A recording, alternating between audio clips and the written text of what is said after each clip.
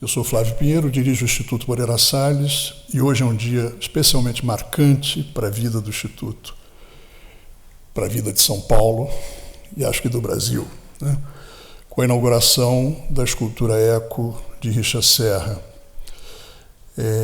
As tratativas para que essa escultura fosse feita e depois instalada, epicamente instalada, começaram em 2014, graças à relação de amizade que Pedro Moreira Salles já tinha com Richa Serra. Também em 2014, o Instituto fez uma ótima exposição de desenhos do Serra na sua casa no Rio de Janeiro. O Instituto Moreira Salles, o IMS paulista, existe desde setembro de 2017 e ele já nasceu como um marco arquitetônico, depois, com a forte adesão de público que nós tivemos, também virou um marco cultural, na cena cultural paulistana e brasileira, e agora eu acho que ele também é um marco artístico, né? Com essa escultura, que é a primeira escultura pública de Richa Serra na América Latina. Como outras peças, como outras esculturas de serra de aço, Eco também tem uma esmagadora e espantosa beleza. Então eu acho que é um marco que será um marco perene para a vida da cidade, para a vida do país, para a vida do MS. Eu queria comparar 4 trabalhos que têm muito parentesco. Existe uma família de trabalhos, de serra recente, de grandes dimensões, que são baseadas em chapas retilíneas como o nosso, diferentemente inclinadas ou diferentemente orientadas, mas sem fazer contato uma com a outra, geralmente a uma certa distância uma da outra. Então não tem mais torção, né, como os famosos trabalhos da época das elipses, né, das curvas, mas também não tem uma volta aqueles trabalhos que eram feitos sobre apoio de chapas retilíneas, os props, né, que são da primeira fase dele, né, no princípio do castelo de cartas, né. Então não tem como naqueles uma imediata relação de côncavo e convexo, de interior e exterior da obra, né. Essas são chapas soltas nos espaços que se relacionam só entre elas e com o entorno, né. Então, um enxugamento muito grande, quer dizer, os recursos viram mínimos, apesar do tamanho das peças, mas do ponto de vista formal, é uma extrema simplificação, né, do trabalho de Serra, dessa última fase, e a relação com o entorno é que sustenta o trabalho, do meu modo de ver, quer dizer, é a maneira como os trabalhos se colocam em situações diferentes. E, de fato, esses 4 trabalhos que podem ser colocados em série, como uma sequência, são trabalhos, cada um incide em espaços muito diferentes um do outro, em situações muito diferentes um do outro. São 4 questões completamente diferentes. O primeiro, esse aqui, que chama Ballast, que significa lastro, que foi instalado em 2005, 2003, 2005. Ele me mandou, quer dizer, a secretária dele me mandou com um ponto de interrogação, que eu não entendi muito bem, porque alguém deve ter percebido quando...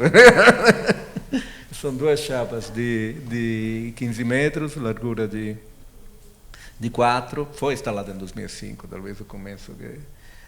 Mesmo material, aço cortem, está numa praça de um campus americano, de um campus da UCLA, da Universidade de Califórnia, sim, mas não a LA, é de São Francisco. Então está em São Francisco, nesse campus Mission Bay, e está numa espécie de calçadão praça, né? Na verdade, aqui na foto vocês veem uma praça de um comprimento de 120 metros, ele colocou a cada 40 metros, então divide a praça exatamente em 3 partes iguais, com inclinação oposta, uma vai para a esquerda, outra vai para a direita, mas tem um espaço lá lateral do outro lado, não sei se posso mostrar, que é arborizado, está vendo aqui? Então, nessa, porque é a primeira tentativa, a relação com o espaço é um pouco frouxa, me dá a impressão. Eu não vi nenhuma dessas peças, vou mostrar, menos essa, mas não sei se ainda, talvez das 4, vou mostrar aquela que eu tenho mais dúvidas se não fica um pouco, para usar uma expressão do próprio Serra, um pouco homeless, né? Quer dizer, uma relação não não de tensão com o espaço, né? Uma relação um pouco... Mas é o primeiro momento em que ele tenta estabelecer provavelmente passeando no meio, você tem de fato esse desequilíbrio de que ele fala, mas a relação com os prédios em volta não é tão forte como nas outras vou mostrar. Tem 3 gravuras que se chamam Ballast, também bem posteriores, do 2011, mas eu quis mostrar porque, na verdade, esses fazem parte de uma série de trabalhos gráficos, mesmo na exposição que a gente fez em 2014, tinha muitos, que um pouco vão na mesma direção dessas culturas, dessa última fase. Porque são apenas grandes áreas pretas, é só a densidade, o desequilíbrio com a área branca, que estabelece o peso e a pressão do trabalho. O trabalho é, de fato, muito tenso, né? Apesar de ser extremamente simples, mas não é um construtivismo, enfim, né? Porque o peso que ele faz estabelecer nas áreas pretas, de fato, desequilibra, né, a visão do trabalho. E isso era só para mostrar que, de fato, tem um diálogo forte entre os trabalhos gráficos dessa última fase e essas esculturas, né, que eu estou mostrando. Bom, o segundo, ao contrário, é um grande trabalho do Serra, que é um trabalho temporário feito para a Monumenta em 2008, então 3 anos depois do outro. Esse estava no Grand Palais, né? E aí ele tinha alguém com quem brigar, porque a estrutura do Grand Palais, estrutura de ferro, né, do período, do final do século XIX, né, começo do XX, acho final do século XIX, e com que ele tinha que se medir. Aqui tinha que se medir. Aqui são 5, de novo, são paralelas, mas a inclinação é desde o reto, né, que a terceira é reta, algumas oscilam de um lado, outras oscilam do outro. A primeira oscila para a direita, a outra para a esquerda. E eram de altura, 16 metros de altura, a largura mesma, 4 metros, porque também ele tinha cadê a luzinha? Ele queria ultrapassar essa balaustrada e entrar diretamente em relação com o teto de vidro. Essa balaustrada, aliás, foi fechada durante a exposição, isso você não podia andar lá. E a relação aqui com o teto, isso é interessante porque tem uma relação em altura que depois se repete aqui na relação com o Belvedere, né, com o mirante da praça, né. E a terceira é aquela do Catar, monumental. Eu não sei se é uma foto de Cristiano essa foto? É sua. Está inclusive escrito. Não sei se você sabe, mas Cristiano é agora o fotógrafo oficial. Todas as peças que Serra faz, o Cristiano pega o avião, vai lá e fotografa, porque a documentação do Serra agora é do Cristiano. Obviamente dessa também, né, que está aqui. Bom, esse é o caso mais extremo, porque é no meio do deserto. São 4 peças, numa extensão de 1 quilômetro, eu acho que são equidistantes, mais ou menos, então dão 300 alguma coisa metros de uma da outra. É um lugar completamente plano, tem uma ondulação de 2 metros em 1 quilômetro, que é quase imperceptível, mas as peças são feitas de maneira que no topo elas são todas iguais. Então, variam de 14,5 metros a 16,70, me parece, porque no topo elas estabelecem uma linha reta. Essa é a mais difícil de comentar por fotografia, evidentemente. Também, evidentemente, nunca fui no Catar, mas conversando com o cristão está me dizendo que naquele espaço ele, de fato, estabelece um ritmo nesse vazio, que para Cristiano lembrava uma caravana, estou te citando depois. E que, de fato, eles estabelecem uma relação com a paisagem, não apenas essa ondulação perceptível, como a relação com os morros distantes, essa linha reta que se estabelece a uma certa altura. De fato, estabelece uma sensação perceptível de relação com o espaço. Mas isso, obviamente, é aquilo que mais se parece em toda a obra do Serra com Landarte, né? Geralmente ele não faz Landarte, né? É um artista muito urbano, muito ligado, né, a uma ideia de espaço construído, né, até de contraste, de entroncamentos, né, os lugares que ele escolhe para... Tem alguns lugares em um espaço natural, mas são sempre lugares onde se cria algum entroncamento, alguma circulação né, dificuldade, é lá que ele gosta de intervir, né, onde há de fato uma tensão no espaço já estabelecida. E por isso, com isso, eu acho que nós chegamos à nossa. Aqui, bom, vocês viram ao vivo, então não precisa de imagem, mas é muito interessante perceber primeiro que ele escolheu aquele lugar, né? É o lugar, talvez, de todos os lugares que eu mostrei, aquele que mais gera uma pressão sobre a escultura, porque é mínimo o espaço em planta e, por outro lado, a extensão em vertical é um desafio grande, porque é cercado de prédios muito altos, né? Então você tem um poço que é 7 metros por 20, né, para uma escultura daquele tamanho é nada, e você tem uma altura que foi estabelecida a 18 metros e 60, por quê? Porque aí bate no olho 1,60 m de quem está na praça, né? Então você tem exatamente o corte daquela altura que se coloca geralmente os quadros nas galerias, né? Você tem um corte exatamente à altura dos olhos da escultura, que pelo fato de ser inclinada para fora você não vê o topo, né? Você só vê de fato a quina da escultura, né? E portanto ela vai desenhando por essa inclinação, pelo fato de pela primeira vez não serem paralelas como as anteriores, né? Elas justamente têm esse eco de que ele falou também no filme, que eu não vou repetir, mas tem essa reverberação imperfeita, né? Porque uma não repete exatamente a outra, né? O que cria também uma certa rotação. E o fato dela estar num espaço tão apertado faz com que aqui, acho que são 3 metros de largura, as chapas, 18,70 m, 5 centímetros de inclinação na base, a inclinação é sutilíssima, mas faz com que a ponta aqui na exterior da peça justamente incida praticamente sobre a parede e desenha o espaço, né, completamente, cria um paralelepípedo no espaço, né. E outro aspecto importante é que você não tem uma visão completa da obra, a não ser numa distância física, né? A distância de um braço, praticamente, né, da obra. Então, você nunca tem uma visão confortável. Um pouco da rua, mas mesmo na rua tem um monte de ruídos, e talvez a visão da rua não seja melhor. Aliás, eu tenho certeza que seja melhor. Ele mesmo disse, lá, quando está lá conversando, para ele, aquilo não tinha interesse. O interesse para ele podia colocar um muro lá. Ele disse, um muro de 18 metros não vamos colocar naturalmente. Mas o que interessava justamente essa relação na praça e lá embaixo. E principalmente lá embaixo.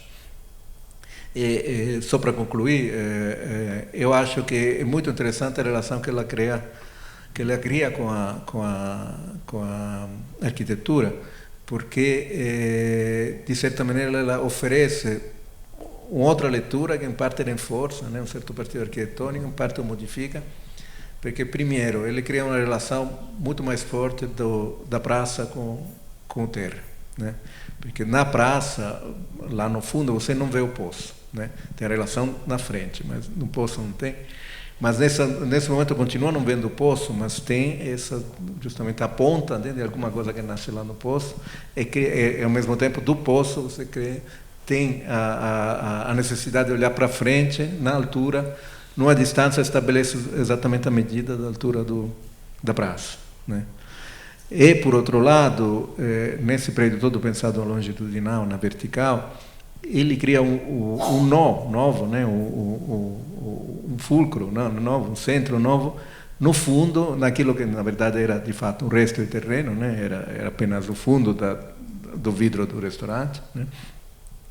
E quando o prédio chega lá, essas duas placas entram em rotação, né? Porque são inclinadas de maneira de levar para o movimento rotatório. E faz de alguma maneira, nesse final de um prédio, justamente baseado todo em perpendiculares, criar um senso de rotação que é super interessante, é quase como se fosse a âncora, né? Fosse um barco ligado a essa âncora, ou fosse um gonzo, né?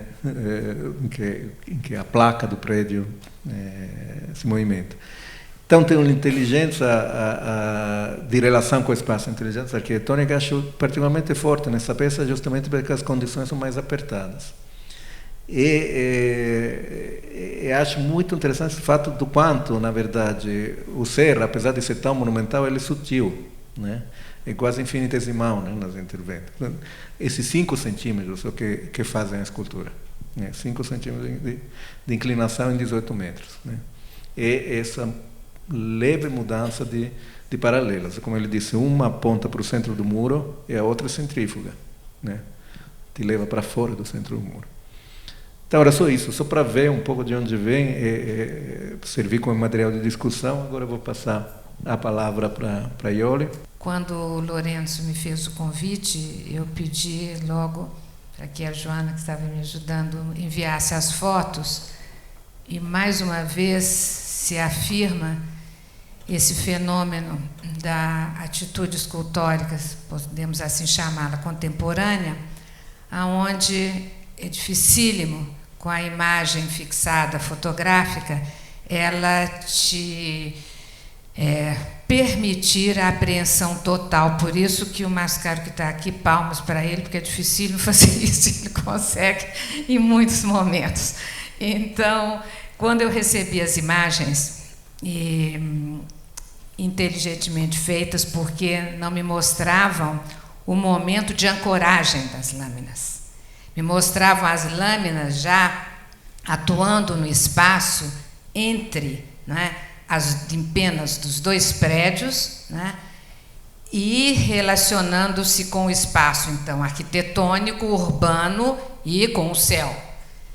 E, imediatamente, com aquela lista dos verbos, né, que o Serra brilhantemente articulou, e que aquilo até graficamente fica sempre gravado na nossa cabeça, eu fui buscando nas listas, nos verbos que ele colocava como as ações do fazer artístico, das atitudes estéticas, serem prioritárias e nortearem a evidência da fala. Eu fui tentando recuperar algumas que me pareciam muito coerentes, repito, com o que me foi dado a ver a partir das imagens das lâminas, né, na briga com as empenas dos prédios e dentro daquele espaço público.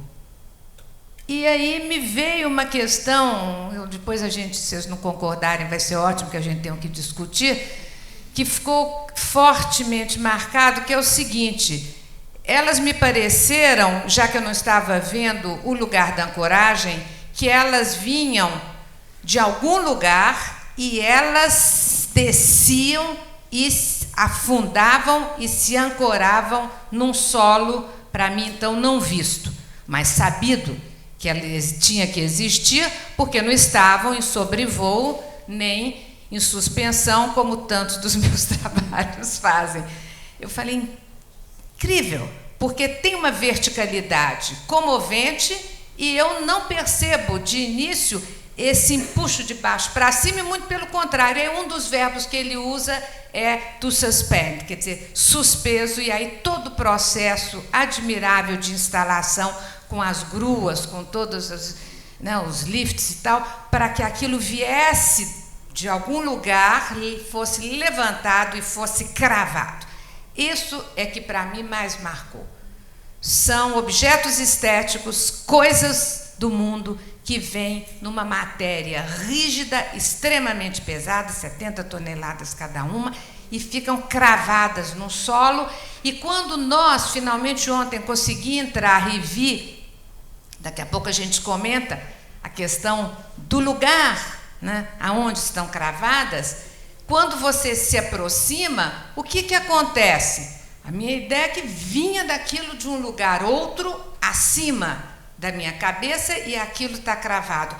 Mas quando você se aproxima, e principalmente naquele canto inicial, que é excelente, quando você entra naquele canto da direita, que você olha, o seu olhar é elevado, e seu corpo também, antes da gente se mexer no lugar, é levantado, ele é elevado, ele percorre o ponto de vista longitudinal, na altura daquilo. Então, muito interessante, porque na minha cabeça ficou um movimento que está ali implícito naquele fazer, naquela fala, que é de ancoragem, E o outro movimento que eu percebo no primeiro instante em que eu me deparei, para mim sempre o primeiro momento em que eu me deparo com as obras é aquilo que fica na densidade, inclusive, do afeto, é quando aquilo vem e o meu olho não consegue, e meu pescoço não dá conta de se virar, se não quebra, para poder chegar aonde ele vai, e aquilo continua.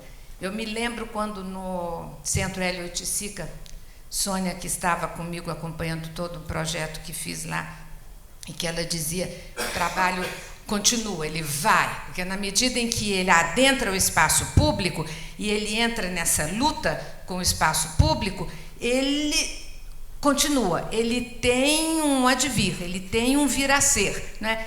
E acho que este trabalho, essas lâminas, elas ecoam dentro de nós não só o murmúrio daquele movimento radical de instalação, mas também o murmúrio de um movimento de elevação que fisicamente, corporeamente, eu não sei vocês, eu não dou conta. Então ele me deixa num limbo, num lugar nunca antes pisado, adentrado e percebido. E este trabalho, ele me parece extremamente importante na medida em que ele traz relações com a época, inclusive, dos anos 60, 68 e 9, dos prop works dele, né? Em que as lâminas se apoiavam uma na outra, e a primeira, inclusive, chamada number one, que são duas, com aquele rolo que tem, assim, do metal, e não afundavam. Então, o outro verbo é o dig, né? Que afunda, aqui afunda. Quando ele estava em 68, 69, pousam no chão naquele regime radical de equilíbrio. E aqui ela estabelece esse momento e movimento de afundamento, e nós vamos vendo como as lâminas elas ganham uma autonomia em relação àquelas dos props, aonde mesmo se tocando às vezes na ponta, aquele que é lindo, que é 1 mais 1 mais 1 mais 1, que são os 3, depois tem outro que é com 5, e tem um trabalho que eu gostaria de pensar aqui com vocês, que ele dedica, nós ontem conversamos sobre uma das ideias que a gente estava pensando, né, juntos, aí ele prometeu que não ia falar, e aí é o seguinte, que é um trabalho do Michael Heiser, que a gente conhece, né, em Land Art, que é lindo, né, quando ele corta, né, aquele espaço, aquela natureza, aquela terra, né, nevada, extremamente rígida enquanto paisagem, e cria, chamado uma montanha, né, ele cria uma ação que é escultórica no sentido tradicional de retirar massa, matéria, terra, território de um lugar e cria as duas empenas que são feitas de terra, da natureza, com aquele nada, aquele vazio no meio. Então ele cria exatamente um espaço que resulta de uma ação de retirada escultórica de matéria, e que aquele espaço é exatamente o que existe. Aqui, quando eu olhei pelas fotos, né, as duas empenas dos prédios e vi aquele espaço e as lâminas que entravam, eu falei, danado, o Roser pega uma massa gigantesca da natureza, por isso dentro do que se chama Land Art, retira a massa, dá a ver aquele vazio, aquele espaço, e ele pega o espaço criado pelas empenas no espaço público e insere as lâminas ali. E é interessante que ele tem um dos trabalhos do Prop Works, de 69, que é dedicado, não sabia, né? Ontem eu estava vendo um livro que é bom, sobre esses trabalhos dele, os iniciais, e é dedicado exatamente ao Heiser. Então, eu acho que tem também essa questão da conversa dele com o Smithson, quando o Smithson também faz, né, aquele trabalho lindo, que são os 7 espelhos colocados em diversos lugares, quando ele insere os espelhos também digging, ele afunda aqueles espelhos de pequeno formato, 7, com prumos variados, inclinações variadas, ângulos variados, em territórios que são areias, em territórios com os pebbles, que são as pedrinhas, em territórios com carvão, mas aquele ato, outra vez, ou melhor ainda, né, mas que vem de lá, de ter uma lâmina e cravá-la no solo e determinar pela relação entre as várias lâminas que espaço é esse constituído pelo grau de inclinação que é dado e pela hipótese de uma rotação que não se cumpre porque não é mecânico, mas que está ali latente. Isso eu acho muito importante, porque nenhum artista existe sozinho. Ele existe na condição de troca de relação, de atrito com os outros artistas, ao menos aqueles que estão ali na época em que ele produziu. Enquanto o Smithson me dá espelhos para poder reproduzir, né, essa imensidade, como um caleidoscópio ali, de imagens na natureza, mas no solo, né,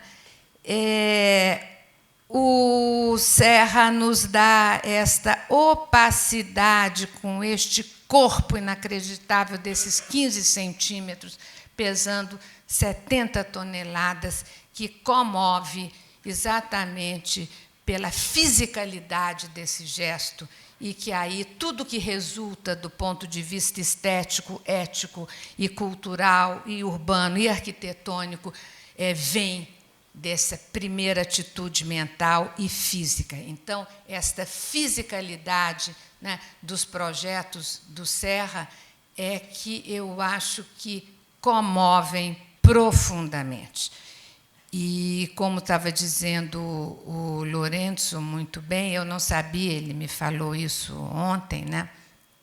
Quer dizer, que tem o bendito dos 5 centímetros que pinga, na medida que inclina para mim, pinga para cá. É como se o ombro fizesse assim, para cima do muro, né? E, quando isto ocorre, fico eu pensando, porque eu não sei como foi feito, mas eu imagino, se ele não fez corte, que imagino que não, na lâmina, nesse movimento é outro dos verbos, porque ele afunda. Porque se a lâmina está aqui e ela vai pender para cá, ela vai afundar aqui, dentro daquele berço. Imagino a sofisticação da técnica que foi utilizada para que essa ancoragem fosse extremamente eficiente em relação a ventos e tal, aqui na Paulista, e que ela não afundasse exageradamente a matéria primeira, né? Então, essas sutilezas é que eu acho que é este grau, porque ele insistiu, né, na questão dos 90 graus, quer dizer, tem o eixo que está ali, né, aquela laça de 18,5 metros, no seu eixo, a outra, elas têm uma relação de conversa, né, através da angulação que elas se colocam em relação ao espaço, e principalmente aquele muro, né, afirmativo, né, que está ali. E elas, então, eu acho que elas vão criando, por causa desta sutileza, deste afundamento, desta inclinação, passam para mim uma atitude que eu entendo e compreendo como corpórea, como um ombro que cai para cá. E, quando a gente se encontra no meio delas, entre as duas, o nosso corpo, como ele mesmo diz, mas é que ele fala, mas quem sente é a gente, né? É como a gente sente esta atitude estética, plástica, funcionando no meu deslocamento e na minha consciência corpórea como criatura. Então, eu só queria parabenizar a atitude de todos que culturalmente nos presentearam com esta possibilidade de confrontarmos-nos psíquica, né, e fisicamente com uma obra deste porte. Muito obrigada. Eu vou seguir um roteiro que eu preparei, e na verdade, são 3 questões de natureza bastante diversa, 3 comentários, enfim, cujos assuntos, evidentemente, exigiriam, né, aprofundamento, mas eu acho que, para começo de conversa, eu espero que eles articulem a complexidade desse trabalho e mostrem uma visão articulada desse trabalho na sua complexidade. A primeira questão. Eu escolho me concentrar num aspecto em particular dessa obra Eco, do Serra. Ou seja, o fato que eu achei surpreendente num trabalho como o do Serra, marcado pela experiência vasta e diversificada de confronto com o ambiente urbano em inúmeras grandes cidades mundo afora. A gente sabe, as esculturas, né, sempre apresentam uma envergadura, né, de obras de infraestrutura, de engenharia.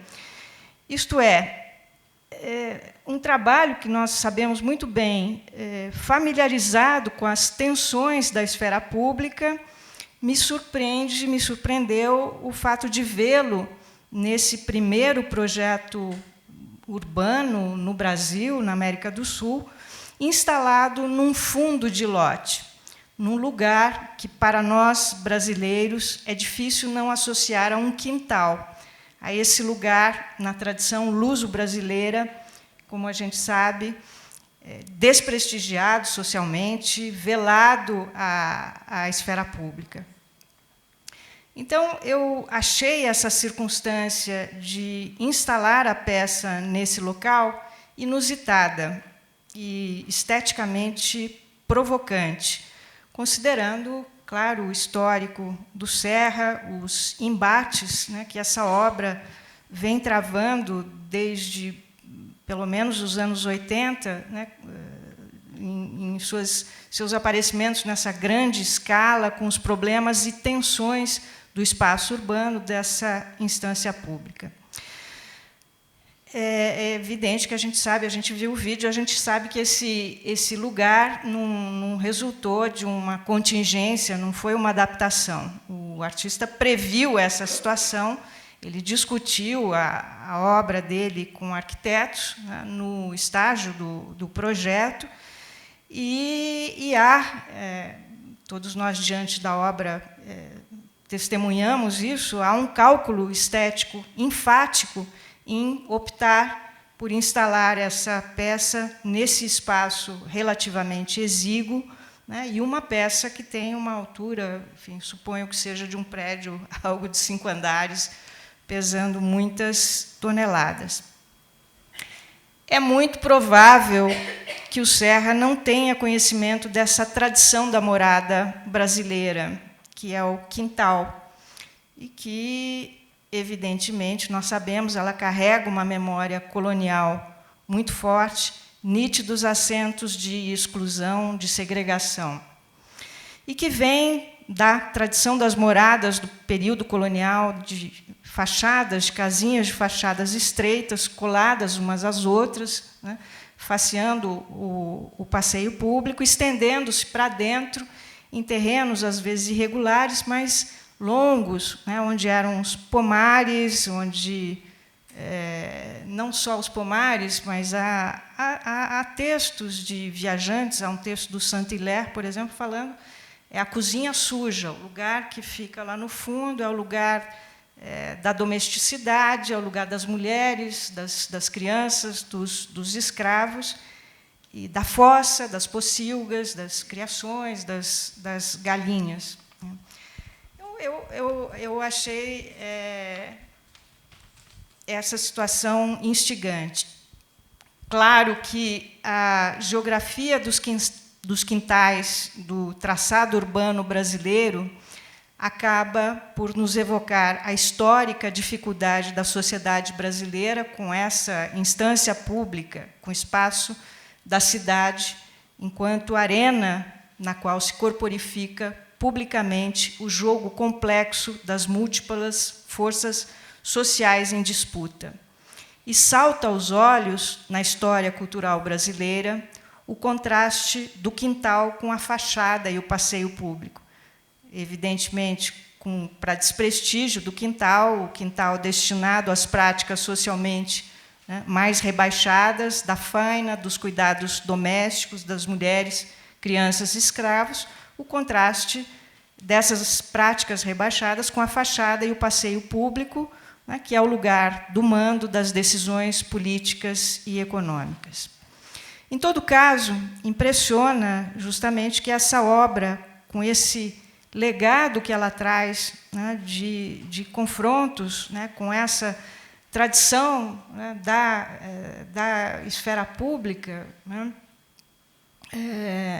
com os aspectos mais iluministas e com toda a crise, né, que a escultura contemporânea vive, da crise dessa esfera, e a melhor escultura, a escultura mais experimental, tematiza, problematiza essa crise, né, porque são lugares de desvio, né, são lugares que rompem com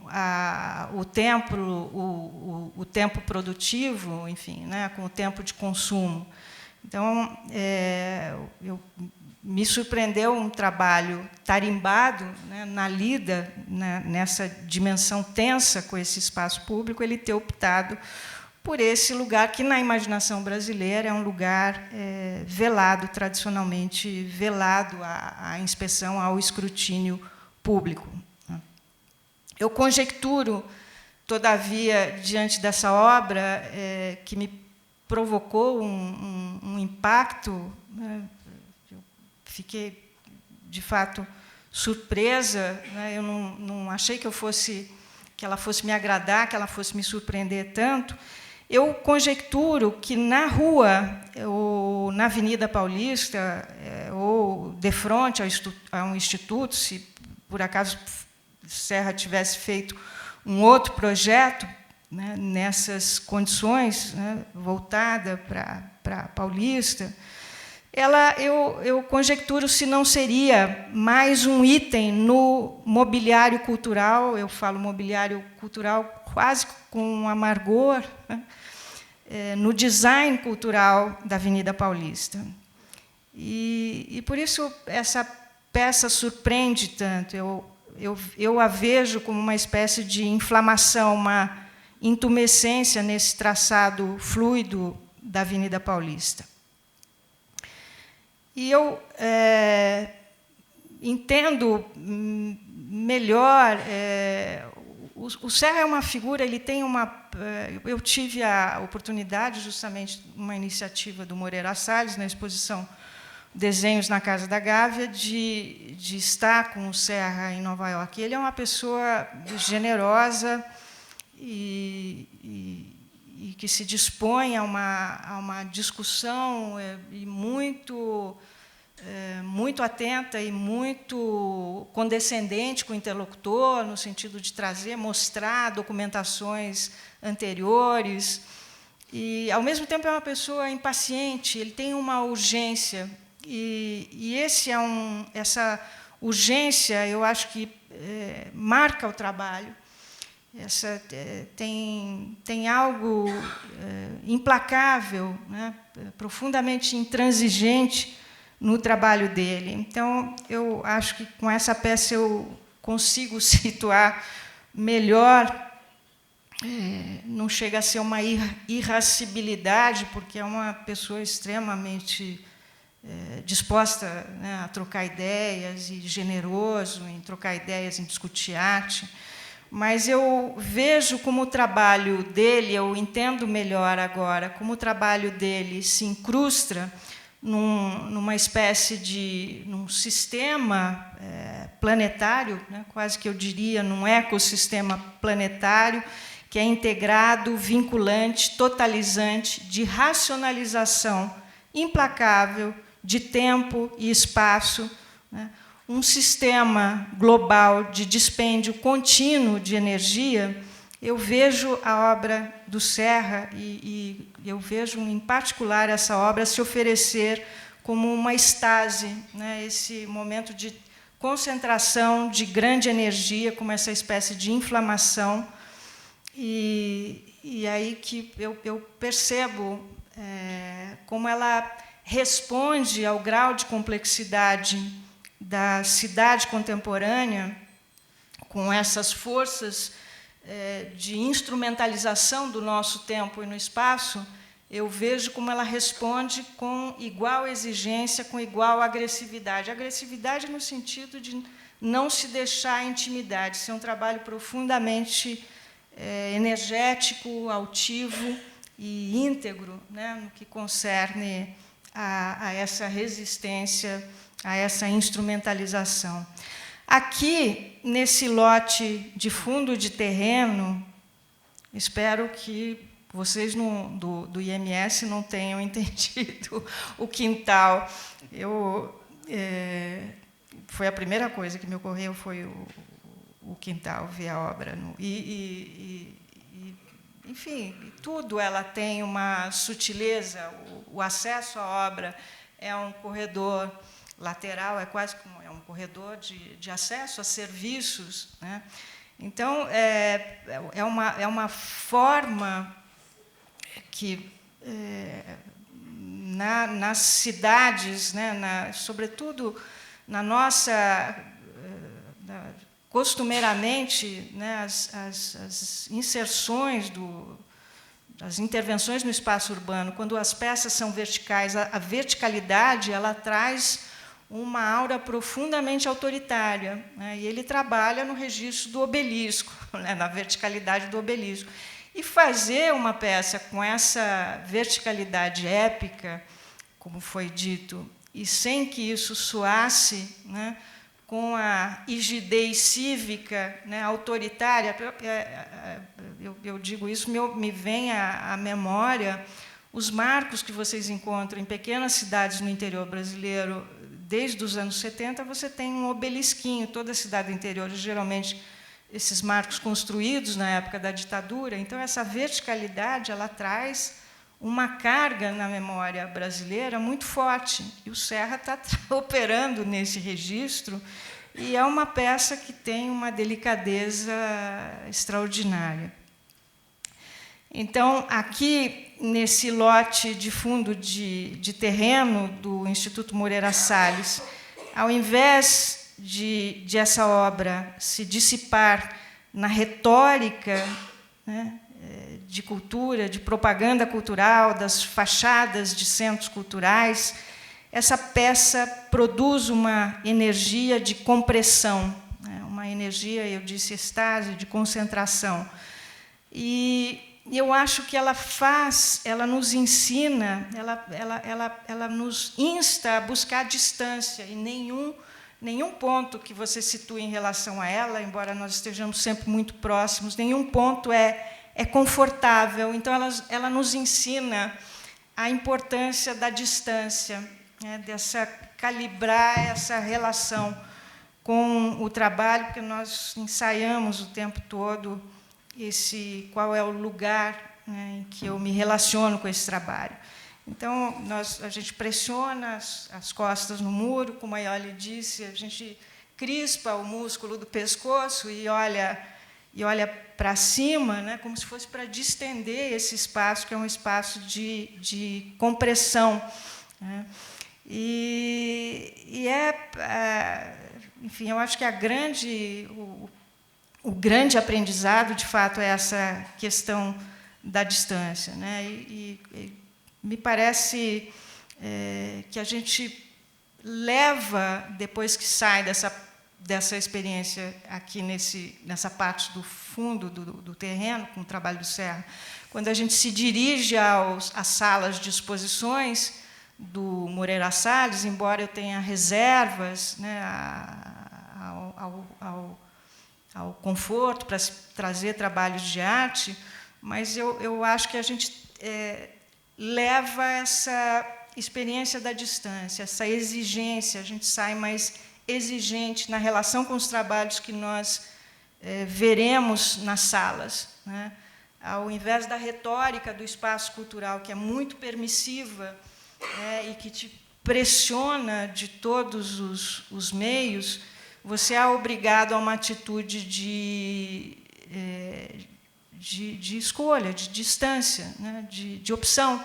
Você tem que tomar decisões.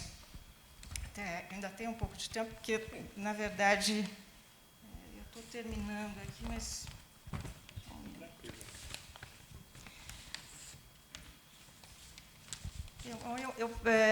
o Serra disse, ele não usou o termo regime corporal, mas tem uma atitude corporal, né?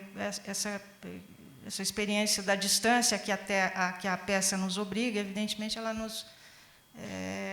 nos insta também, ela induz a uma autopercepção corporal, né? Eu acho que tem algo que une ao trabalho da Iole, que também é um trabalho que nos insta continuamente a essa autopercepção corporal. Uma segunda questão, na qual eu não vou me estender, mas o que me parece também notável nesse trabalho, e que sobre o qual eu já li em textos de autoras com uma militância feminista, falarem do pressuposto masculino, né, para não dizer sexista, né, há uma afirmação de virilidade. Eu acho esse trabalho, diferentemente, profundamente delicado, e ele tem uma inteligência do corpo. Ele tem essa premissa relacional, essa inteligência do corpo, né? Ele nos leva a esse esforço de dimensionamento da relação com o outro constantemente. E, entretanto, de uma maneira em contraste, em absoluto contraste com o trabalho da Iole. Essa seria uma terceira questão, que eu também na qual eu não vou me estender, mas eu acho notável como podemos estabelecer esses nexos sem que eu crie dualidades na relação de um trabalho, porque, evidentemente, uma visada mais superficial dirá: bom, o trabalho da Iole acontece numa instância de leveza, de flutuação, o trabalho do Serra é assertivo, afirmativo. Então, daí, para que eu simplifique isso às raias do simplório e diga que um trabalho é masculino e outro trabalho é feminino, seria um passo. Então, eu quero defender algo de uma complexidade que é contemplada, né, que está no escopo de ambos esses trabalhos. Eu acho que há muita coisa em comum, né? Embora no trabalho do Serra haja afirmação dessa potência energética, desse poder de concentração, e ele mimetize, né, grandes deslocamentos, né, de envergadura de engenharia, né, quer dizer, acho que há uma mediação, acho que há uma dimensão geográfica, uma mediação de esfera tecnológica poderosa, né, e o seu corpo, o corpo no seu trabalho, ele nos fala mais de fragilidade, de vulnerabilidade, não que não apareça no trabalho do Serra também. Mas eu deixaria esses comentários nesse ponto. Eu quero só mostrar esses slides. E, sem antes, eu quero lembrar vocês desse fulcro, né, da questão do corpo ser tão presente no trabalho do Serra e da Iole. Embora os trabalhos fisionomicamente né, talvez nos pareçam diametralmente opostos, eu acho que é importante notar que, embora o Serra seja de uma geração, seja mais velho que você, acho que a gente pode dizer que os trabalhos se formaram no momento formativo, é o caldo de cultura inquieta da virada dos 60 para os 70, né, onde a questão da performance, a questão da dança, ela se impõe, né, na experiência dos trabalhos. Né? Então, acho que ambos os trabalhos, o Serra fala da importância da Yvonne Rainer, que é surpreendente, porque o trabalho da Yvonne Rainer é um trabalho feminista, de militância feminista. E a Iole também tem uma trajetória, uma biografia com a dança, né? E o Serra também era ligado ao Judson, ao pessoal do Judson Dance Theatre, né? Então, eu acho que há muitas conexões entre esses trabalhos. Eu só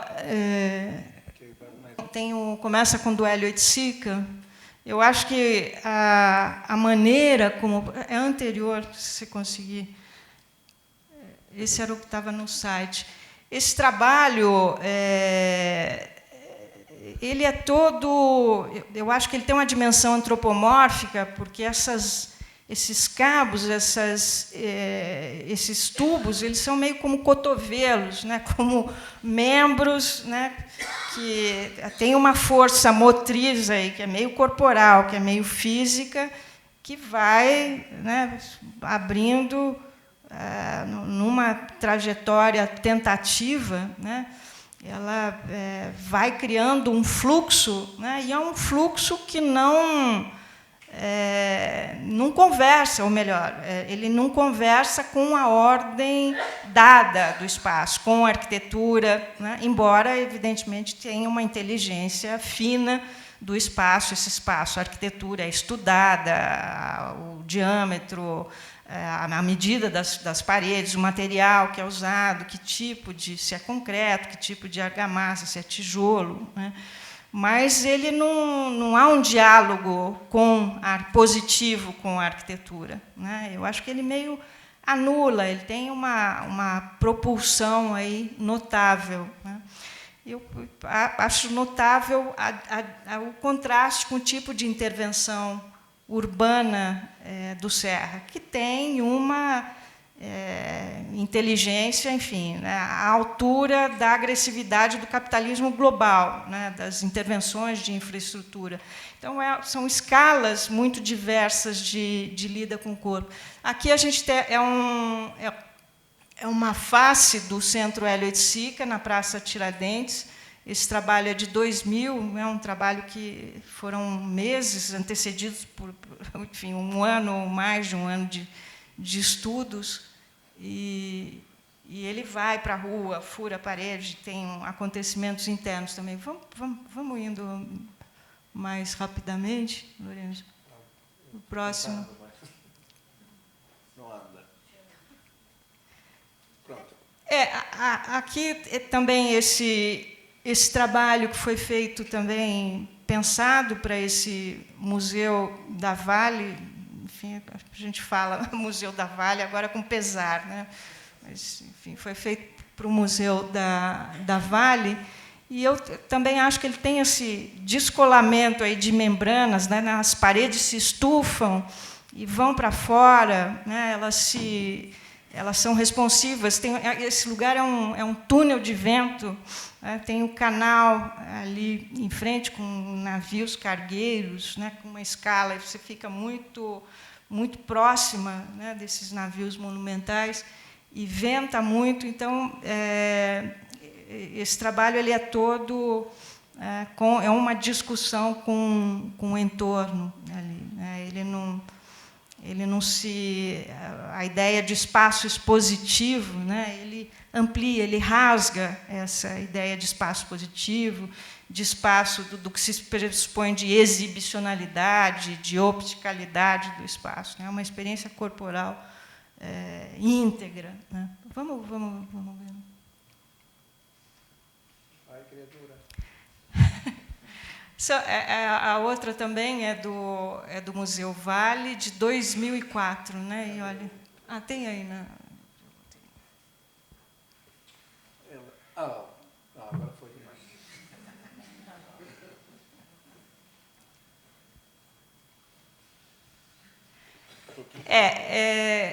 Eu, na verdade, bom, aí você já mostrou, né? Eu acho que fica muito claro essa cultura de espaço público que está no trabalho do Serra, no que você tinha mostrado, no Promenade, ou Promenade, né? Então, ele está ali, o pavilhão, o Grand Palais, na verdade, foi o lugar onde teve a grande exposição de 1900. Então, ali você tem uma tradição de cultura urbana, ele sabe com quem ele está conversando, né? Então, é muito diversa, acho que é inusitada a situação. Bom, o que não é o inusitado ali na coisa do Serra? Vamos... Mas eu só encerraria com aquela foto modesta que eu fiz da Bela Sintra, seguindo a recomendação. Eu não sei se foi da Raquel ou da Joana. Essa é a sua. Na verdade, a gente vê bem a situação comprimida ali de fundo de lote, quando a gente vai ali olha pela Bela Sintra, né, que foi de onde eu fiz essa foto aí. Então, era isso. Até aqui, acho que talvez eu vá ecoar muito do que foi dito aqui, e acho que essa ideia do eco é fundamental na obra do Serra, né? Eu até diria que a palavra eco, na sua origem grega, tem a ver com som, e também com a ideia da mitologia grega, né? A Eco era uma ninfa das montanhas, e ela tinha o defeito de falar demais e conversar demais na discussão, e sempre querer dizer a última palavra. E diz a lenda que certo dia ela ficou enrolando Juno, que estava indo atrás, né, que desconfiava com razão que estivesse se divertindo entre as ninfas, e Eco ficou conversando, e impediu, né, a deusa, entreteu a deusa e permitiu que as ninfas fugissem. E aí, percebendo isso, Juno, com essas palavras, né, só conservarás o uso dessa língua com que me iludiste para uma coisa de que gosta tantos, responder. Continuarás a dizer a última palavra, mas não poderás falar em primeiro lugar. Eu sou aqui o último a falar. Talvez eu ecoe muito do que vocês estão dizendo, já disseram, né? Mas, de algum modo, essa ideia de que o eco é uma fala amaldiçoada, né? A gente apenas seria capaz de repetir as últimas palavras de quem já falou alguma coisa. Então, claro, no próprio vídeo, que eu não conhecia antes, o artista, né, o Serra, fala, né, do modo como esse eco, na verdade, não é a repetição apenas, né, ele é muito mais do que isso, e ele diz respeito muito ao reflexo das ondas sonoras e o modo como o nosso ouvido recebe com atraso a emissão do som, e diz respeito muito a uma distância, né, a uma distância entre a superfície que reflete o som do ouvido do ouvinte. Mas também é sempre importante lembrar que o eco é um modo de localização no espaço. Uma série de animais usam eco para se locomover, como morcegos, baleias e golfinhos, emitem sons, e esses reflexos fazem com que eles possam se localizar no espaço. Então, o eco também é um instrumento poderoso que a natureza nos deu para nos localizarmos, embora a gente, né, não use tanto isso no dia a dia.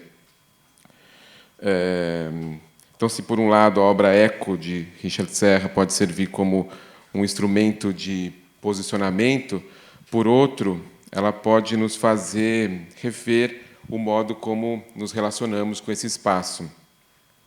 É como se, em vez de nos dar as coordenadas de orientação do espaço, essa obra nos fizesse sair um pouco do prumo, né, rever a nossa verticalidade. Se a gente olha apenas para elas de baixo, né, com aquele movimento até de abrir a boca, né, quando a gente levanta o pescoço, a gente fica, né, embasbacado, assim, né, tem uma monumentalidade. Mas se a gente olha apenas para elas, a gente fica um pouco na dúvida se elas que estão um pouco fora do prumo ou se somos nós. Se a gente está, aqueles 5 centímetros são muito poderosos em relação ao modo como nos colocamos ali diante delas. quando a gente pisa no mesmo chão delas, né, no lugar onde elas estão assentadas, a gente não sabe exatamente se nós que estamos num ângulo levemente inclinado ou se é um pouco a escultura. Mas quando a gente olha, acho que nas fotos que você trouxe da Bela Sintra, a gente olha um pouco de longe, a gente alinha elas em relação aos prédios verticais, a gente percebe um pouco mais essa leve inclinação, e aí a gente, né, quando tem a distância, a gente consegue rever a nossa... Que não é o nosso corpo que está torto, e são elas, propositadamente, que estão levemente inclinadas. Olhar as peças apenas é diferente de olhá-las em relação a uma espécie de ecovisual, ou seja, observá-las em relação às referências verticais do entorno, como se elas ecoassem um pouco essa verticalidade do seu entorno. Mas, claro, sem nenhuma vontade que elas por mais que elas sejam verticais, elas não jamais elas rivalizam com as escalas dos prédios, né? Então, não parece que tem qualquer vontade disso, mas, ao contrário, ela conversa com todo esse entorno, com essa verticalidade da Avenida Paulista e da cidade de São Paulo, de modo geral. E, sim, de fato, eu acho que elas estão um pouco assustadoras para o nosso corpo, também ecoa aqui algumas palavras que você já tinha dito, né? Elas nos fazem temer, né? Quando estamos ali ao lado delas, e essa deformação, elas parecem vir para cima, né, de nós, embora elas não venham efetivamente, mas é o ângulo que proporciona isso. Então, claro que é apenas uma aparência, porque a gente sabe do modo como ele mobiliza engenharias, mobiliza toda uma verdade científica, matemática, que exige, inclusive, os órgãos burocráticos todos devem ter exigido não sei quantos laudos de engenheiros e uma estrutura de fiscalização que evita que nosso corpo esteja, de fato, em perigo. Se bem que esses laudos também a gente sabe que, né, o da Vale, pelo menos, não deu muito certo.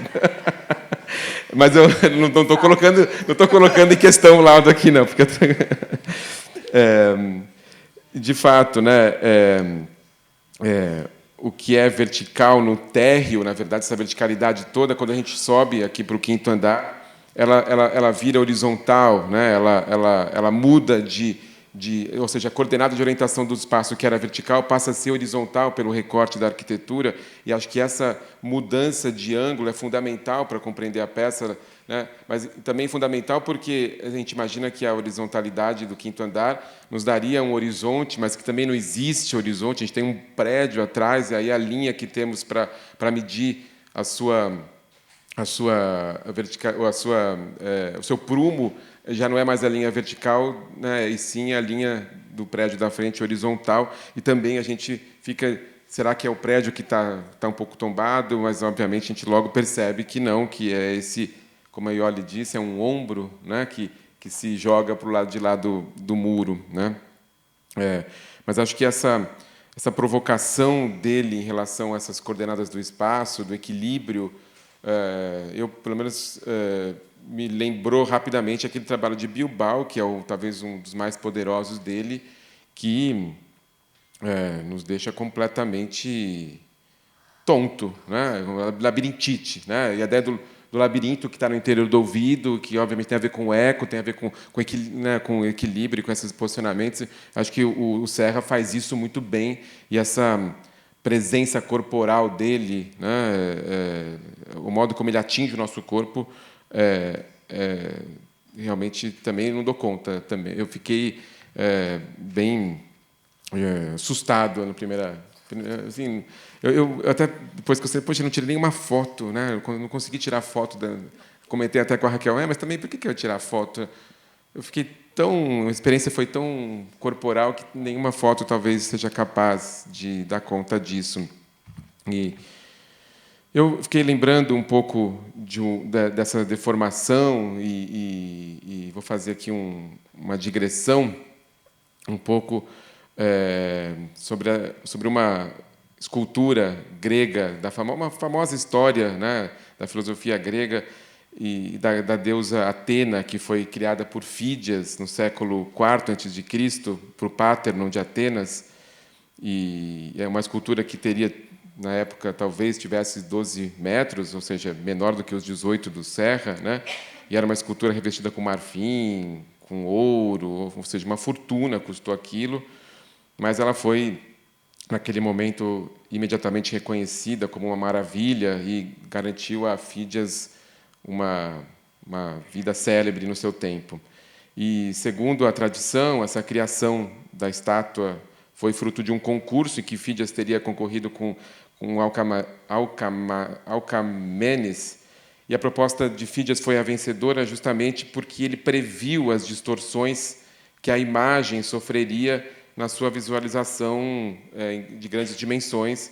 Ele, sendo visto essencialmente de baixo, né, ele teria compensado com uma engenhosidade, né, teria sido mais engenhoso no uso das leis óticas, do escorço, e por isso acabou vencendo, ou seja, ele deu uma gigantada na cabeça da estátua e, portanto, ela parecia mais proporcional e aí, portanto, mais bela, mais verdadeira, né?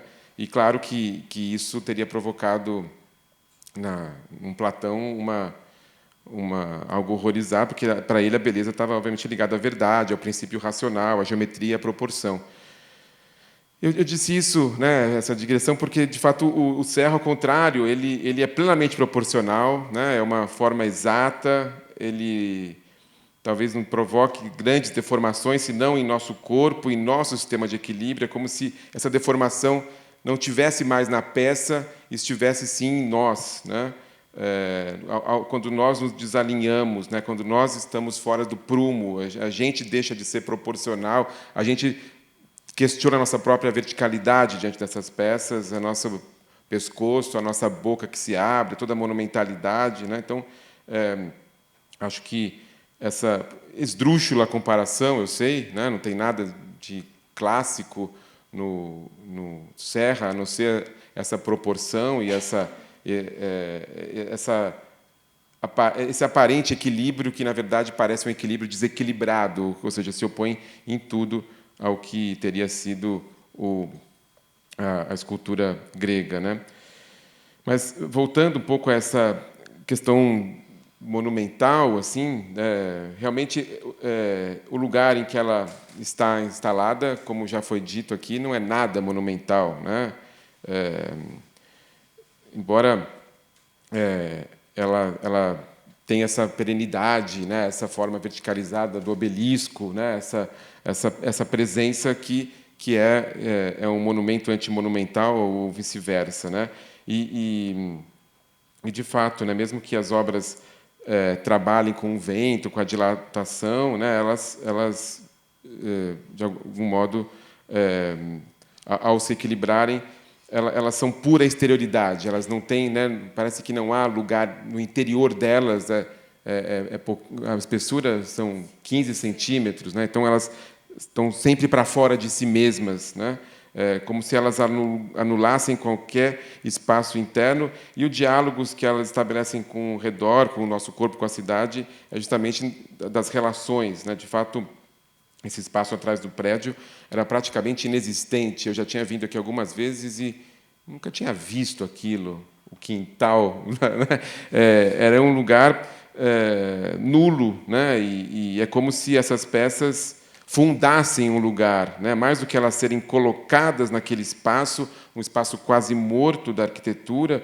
Imagino que um recuo obrigatório pela legislação do plano diretor da cidade e um espaço que não existia e que passa a existir. Então, como se essas obras, ao serem fincadas, né, de cima para baixo, a gente viu, né, o vídeo, a Iole também falou desse gesto, elas inauguram outro espaço, né? Elas não apenas ocupam esse espaço.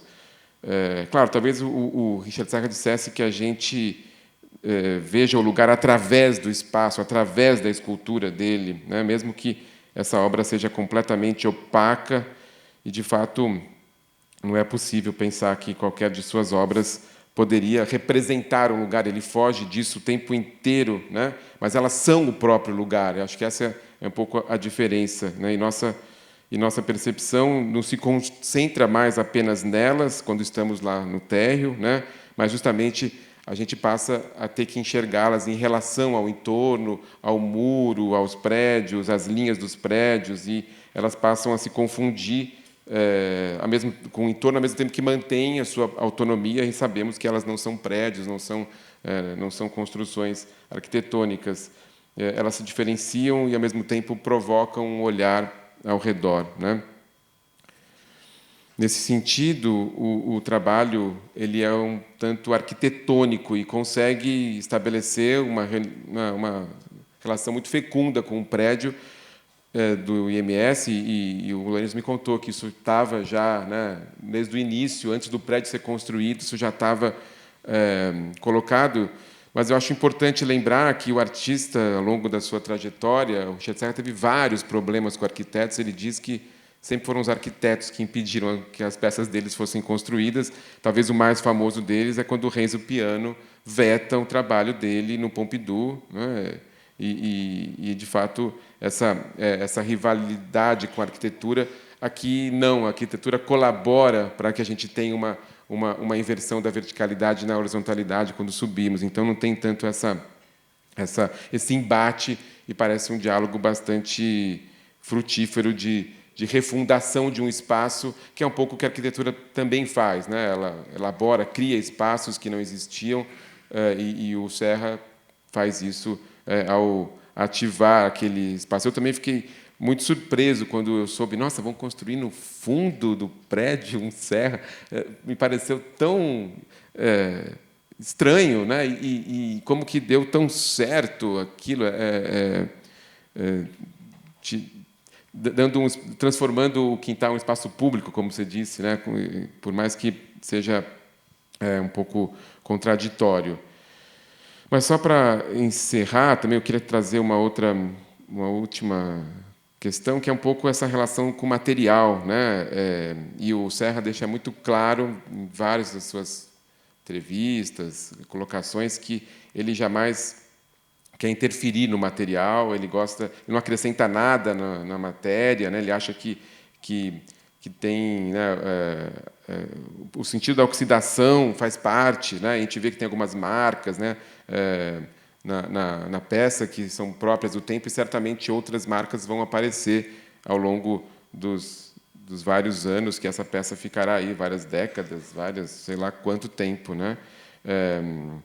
E acho que esse trabalho, né, essa performance mecânica gigantesca para colocá-la ali, né, exige uma tecnologia industrial, desde a sua fabricação até a sua instalação, que pressupõe um tempo que é um tempo, de fato, um tempo da máquina, um tempo cronológico, um tempo, né, raciocinado, quantificado, né, de 2014 até aqui, essas várias etapas, e imagino a estrutura toda, ficou no Porto um tempão esperando, depois foi para a Praça Charles Miller, ficou mais um pouco, veio para cá. Então, tem todo um tempo que a peça exige de organização, mas, ao mesmo tempo, essa matéria passa a incorporar o tempo da natureza, um tempo da ferrugem que a protege também. Esse aço cortem, né, é protegido pela essa própria oxidação,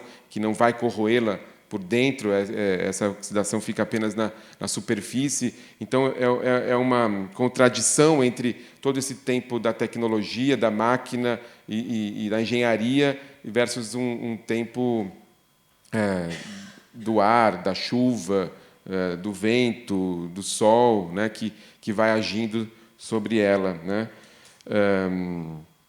E o próprio artista fala, né, que usa modelos de computador, quer dizer, ele usa modelos, mas ele vai para o computador, depois ele volta para os modelos. Então, o processo de construção dessas peças também oscila entre, né,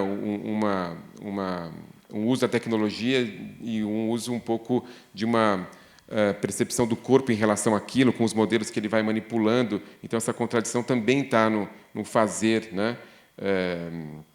E ele fala que raramente ele trabalha direto no computador, ele só vai para o computador depois, né, de ter tido essa experiência com os modelos. E de fato, os limites, né, desse material e todo o procedimento para lidar com ele sempre tiveram no horizonte do Serra. Esse material bruto é sempre revelado, né? O material é a própria estrutura da escultura, né? E além das ações todas, dos verbos que ele já ali nos anos 70 havia enunciado, né? Então, ele tem um princípio em comum com a arquitetura, mas não quer ser arquitetônico, embora esteja construindo espaços a partir muito mais das relações que eles estabelecem. Essas placas parecem uma meio que sabe da presença da outra, mas uma não encara a outra frontalmente, elas ficam meio que de lado, né? E justamente é esse jogo ali de rotação, até que o Lorenzo falou, que faz a beleza dela e o nosso próprio percurso ao redor delas, né? E esse modo como ela está fincada, né? Ela está de pé, parece que não se apoia em nada, né? Parece que ela desafia a gravidade e todo aquele peso se torna leve, se torna, né? 70 toneladas de longe não aparentam tão pesadas, e acho que transformar um peso daquele em algo leve também está entre os méritos, né, dessa peça. E acho que, para encerrar, esse eco, né, essa espécie de espacialização do invisível, né, o modo como a gente percebe o espaço que não é apenas olhando o espaço, né, é um pouco essa transformação do invisível, que é o som, né, em espaço, mas um espaço que ecoa todo o entorno, ecoa toda a situação ali dos prédios ao redor, e que, ao mesmo tempo que repetem essa verticalidade do nosso corpo, repetem, né, fazem com que esse espaço vazio ganhe um volume, né, e assim a gente possa ter uma experiência com o lugar que esse eco, né, está enraizado, né? E só assim, lembrei de uma frase também muito famosa do Walter Benjamin, né, de que todo monumento da cultura é também um monumento da barbárie. E claro, se a gente for lembrar, né,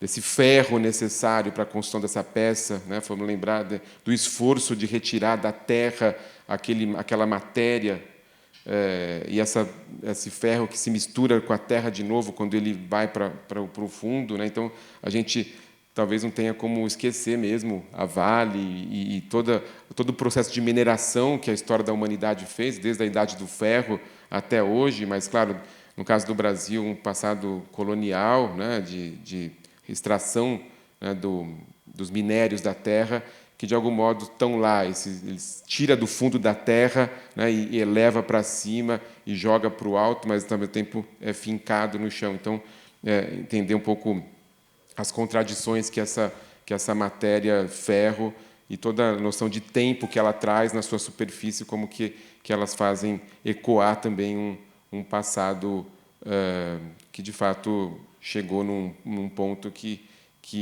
esse ferro, não apenas o ferro do Richard Serra, mas os resíduos dessa mineração vieram para devastar, e aí sim amedronta o corpo num sentido que talvez não tenha futuro.